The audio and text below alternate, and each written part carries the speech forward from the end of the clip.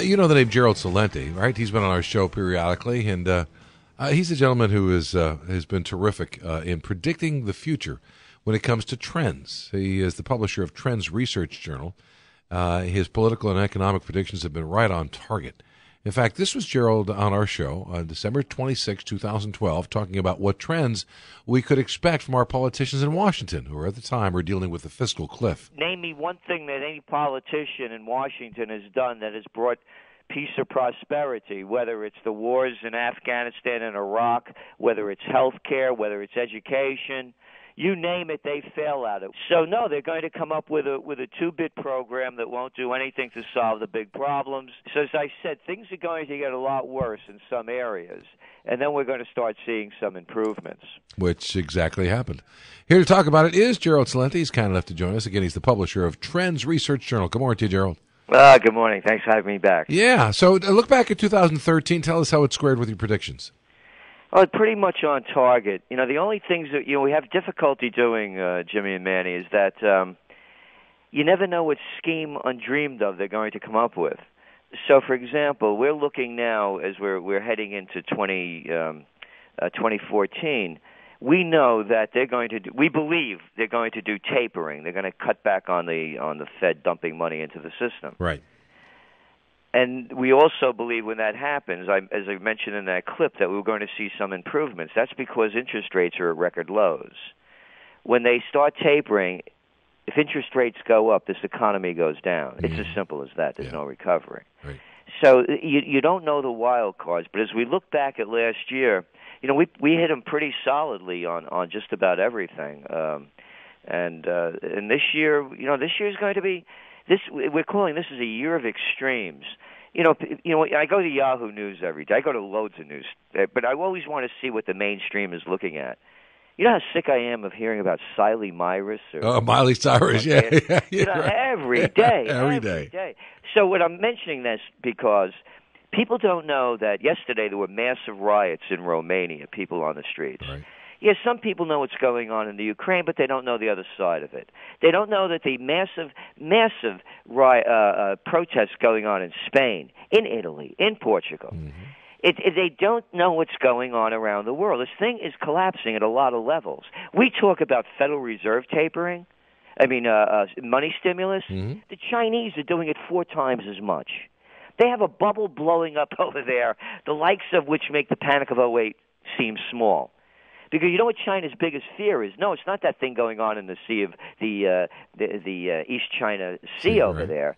It's their people. They got 1.2 billion of them, and they don't want them to go nuts. So they're dumping money into this system and creating a bubble in the real estate market that they can't unwind. Right. So this is going to be a year of we're really going to see a lot of things start to happen and come to a point. And again, look what happened with this whole Obamacare fiasco. It's not only him. It's one loser after another. I mean, did anybody look at that videotape of Nancy Pelosi embrace the suck? Yes. I mean, this is a human being talking. Right. And then you go down the list, McConnell, Graham, the whole list of them. So what we have we're at a very critical point, and we don't have intelligent people. We have incompetent people, actually, making major world decisions. Yeah. We got people more interested in getting reelected than doing the right thing in so many ways. Exactly. Yeah, which is one of the big problems. So the worldwide economy, and you're right about all the protests around the world and the issues that are popping up. And you haven't even touched the Middle East. I mean, China with that real estate bubble, it's frightening. We've got the whole cities, large wholesale cities of real estate, brand new, spanking, nobody living in it. It's a ghost town. That's got to collapse at some point. What do you think? How does it relate to our economy? And do you think the Fed this week, coming up on the 17th and 18th, they're meeting to decide and announce whether they'll taper or not? Do you think they will? My best guess, and it's only a guess, is no. Mm. And the reason being is because they'll rattle the financial markets if they do. Yeah. And so I think they're going to do it in January. And our forecast is they're going to do it in January. And what will happen is that the world equity markets are going to respond very negatively. These emerging markets have only emerged. One of the reasons they have is because all this cheap money flowing into them. Mm. That money starts flowing out. As I mentioned, hey, you want to buy an automobile? You don't need any income verification. How about 0%? Yeah. Is that good enough for you? So what happens is now interest rates start going up. This whole thing goes the opposite way. It does. And by the way, in one of our trends, Chinatowns, there's a ton of money being made over China. Over here with the old Borscht Belt, where I am up here in Colonial Kingston, north of New York City, they're just buying 2,000 acres to develop a whole little Chinese city. There has never been more money into the system than there is now. Name the country, there's tons of money at the top, and it's going around the world in development. You can't afford to live in London anymore. No, you can't.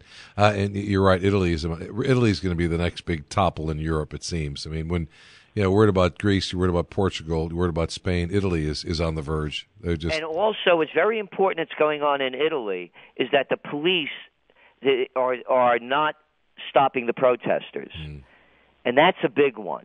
Beppe Grillo, the head of the Five Star Movement, who really has initiated this thing, he said, stop protecting the politicians and the institutions. You're one of us. And that may be really a turning point in this. We need to get rid of these mafias.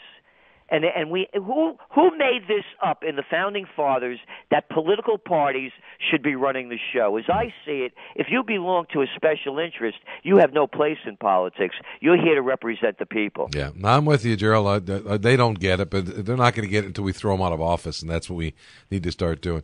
Hey, Gerald, we enjoy your predictions every year. Thank you so much for joining us again today. Well, thank you. Nice talking to you. It's Gerald Celente.